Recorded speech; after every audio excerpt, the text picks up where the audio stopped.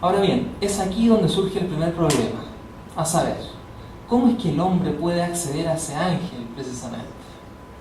¿Qué estatuto tendría tal conocimiento que parece conducir al hombre a esa ipseidad originaria? ¿Cómo finalmente podemos encontrar esa unión teofánica y constituirnos en personas más allá de la alienación promovida por el mundo histórico? Justamente ese conocimiento se proyecta como una gnosis que Corban encontrará en la mística islámica chiita. La gnosis no es, en este sentido, un conocimiento cualquiera, sino ante todo un conocimiento salvífico, que es tal solo porque permite al hombre acceder al ángel de la faz y reconstituir así la unidad teofánica que permite al hombre retornar a su pleroma original, retomando para sí el estatuto dual de la persona. A esta luz es menester recordar que el ángel, en la medida en que constituye una bisagra que resguarda el equilibrio entre el ser y los entes, entre el creador y las criaturas, se presenta siempre como una individualidad que en sí misma coincide estrictamente con su especie. Así, el ángel carece de nombre propio, porque en la perspectiva corbiniana se presenta única y exclusivamente como la relación de donación que permite pasar de la revelabilidad absoluta del Dios absconditum a la revelación del mensaje de un Dios revelatus. Cercenar al ángel significará, pues, o bien sucumbir al agnosticismo o bien al antropomorfismo, dos caras de la misma idolatría metafísica frente a la cual la rebelión monoteísta tenía como misión resguardar. Por ello, la faz del ángel de la faz no puede sino ser la faz de Dios. El misterio de la revelación es precisamente algo que se conserva como misterio, es decir, como un ocultamiento radical que, sin embargo, ningún fenómeno revelado puede descifrar del todo.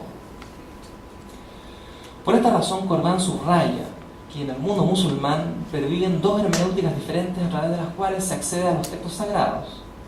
Una literal, orientada a la dimensión exotérica del mundo, Zahir, que fue utilizada en su momento por los teólogos suníes, y otra metafórica, orientada a la dimensión esotérica del alma, Batin, que fue utilizada por los gnósticos musulmanes, que se llamó Tawil o elevación espiritual. En la primera se enfatiza siempre la dimensión alegórica, que según Corban se define como una operación racional, cito, que no implica el paso a otro plano del ser ni a otro nivel de conciencia. Es la figuración en un mismo nivel de conciencia. Eso es la alegoría en la perspectiva de Corban, ¿no? Como tal, la alegoría sería a cargo única y exclusivamente de los datos literales del texto, impidiendo con ello el acceso del hombre al ángel de la faz. En la segunda, en cambio, se subraya la dimensión simbólica que, cito, propone un plano de conciencia que no es el de la evidencia racional, es la cifra de un misterio, el único medio de expresar lo que no puede ser atendido de otra forma. Nunca es explicado una vez por todas, sino que debe ser continuamente descifrado. Lo mismo que una partitura musical nunca es descifrada para siempre, sino que sugiere una ejecución siempre nueva.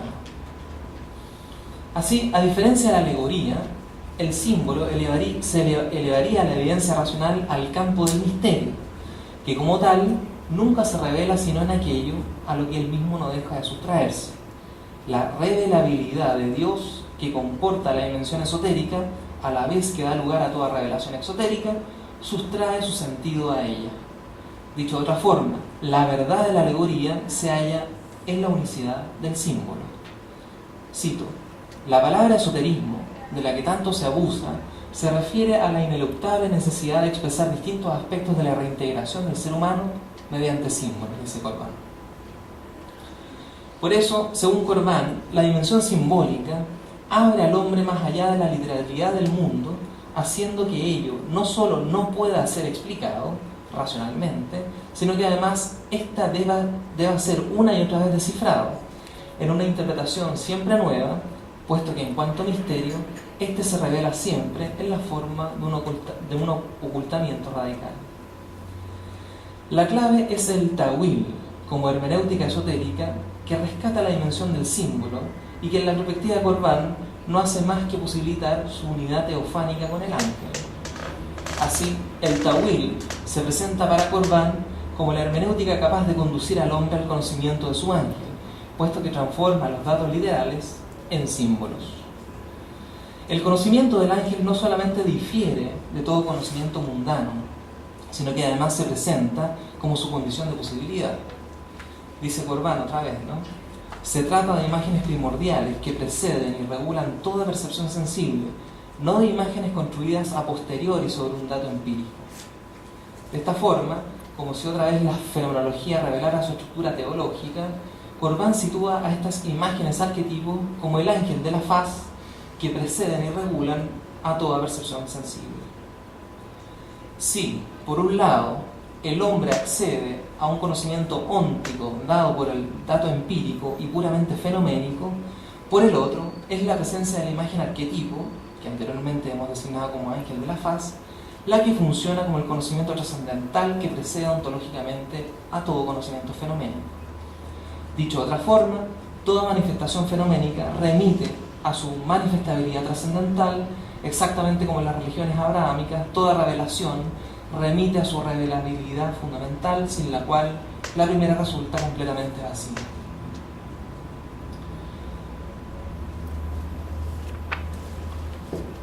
Que el símbolo eleve al hombre a su dimensión teofánica significa que éste es sustraído de la historia, es decir, de todo el campo fenoménico del mundo, para acceder al régimen de la metahistoria, que en una célebre entrevista llevada a cabo por Philippe Nemo, el fenomenólogo francés define de la siguiente manera.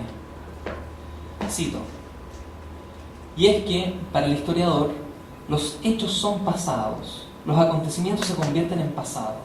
En cambio, el fenomenólogo hermeneuta debe estar siempre allí, Dasein, porque nunca hay nada para él pasado o superado. Cierra la cita. Ante todo, no podrá pasar desapercibida la estrecha vinculación del pensamiento corbiniano con el proyecto filosófico de Heidegger. No solamente hubo una cercanía biográfica en la que se registran varias visitas de Corbán al filósofo alemán durante los años del 34 al 36, sino que su propia apuesta filosófica se inicia con la primera traducción al francés del libro de Heidegger, que es Metafísica, y con la adopción del problema de la hermenéutica y la diferencia ontológica. Es decir, la primera cuestión por la cual Corbán fue conocido en Francia fue por la traducción de Heidegger, ¿no? Y posteriormente por su indagación en torno al Islam, a la gnosis chiita, ¿no?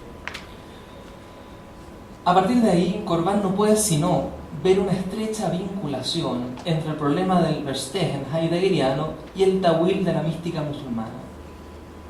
Cito: se trata de comprender su sentido, pero de comprender su sentido verdadero. Hay tres aspectos. Está el acto de comprender, el fenómeno del sentido, está el poner al descubierto la verdad de ese sentido. Cierro la cita. Así pues, si se trata de comprender el sentido verdadero, es lógico que el historiador se oriente a dilucidar los hechos como simple pasado y por lo tanto no sea capaz de descubrir el sentido verdadero y elevar su reflexión hacia ese pasado que no solo no ha sido superado, sino que no puede ser superado de ninguna manera, puesto que él se eleva como la dimensión probablemente trascendental de todo fenómeno. Así, no se trata solo de comprender, sino de comprender su sentido verdadero, cuya aporía reside en que éste constituye la cifra de un misterio que como tal no hace más que donar los fenómenos al mundo, pero que él mismo siempre se mantiene en la forma de una inefabilidad absoluta. Por eso, estar ahí, Dasein, que el propio Corbán subraya en la entrevista, significaría abrir al filósofo a la manifestabilidad trascendental, que como tal no dejará de sustraerse a toda manifestación fenoménica. Esta es la razón por la cual Corbán contrasta al historiador con el fenomenólogo, puesto que si el primero ve en el pasado mundano simplemente hechos, el segundo ingresaría a la dimensión de un pasado que desde un punto de vista temporal nunca ha pasado, porque constituye una historia más original que jamás coincide con la historia de los hechos del mundo.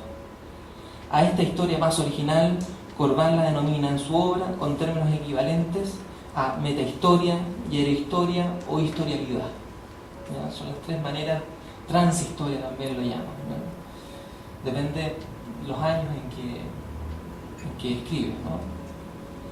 Cito: se trata de lo que he designado luego con el término de hierohistoria, historia sacra, que no apunta en absoluto a los hechos exteriores de una historia sagrada, de una historia de la salvación, sino a algo más original, a saber, lo esotérico oculto bajo el fenómeno de la apariencia literal, la de los relatos de los libros santos. Cierro la cita.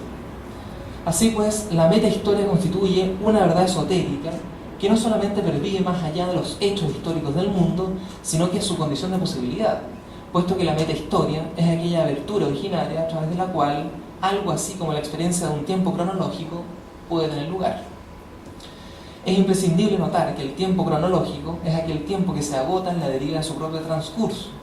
Las cosas que pertenecen a ese tiempo, en la medida en que son cosas del mundo, no pueden sino tender a su permanente destrucción.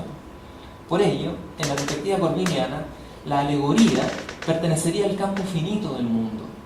En cambio, la experiencia de lo que Corbin en otro lugar denomina el tiempo psíquico, que es el tiempo del alma y no corresponde sino a la dimensión de la metahistoria, es aquel tiempo paradójicamente eterno que sin embargo se presenta como condición trascendental del tiempo cronológico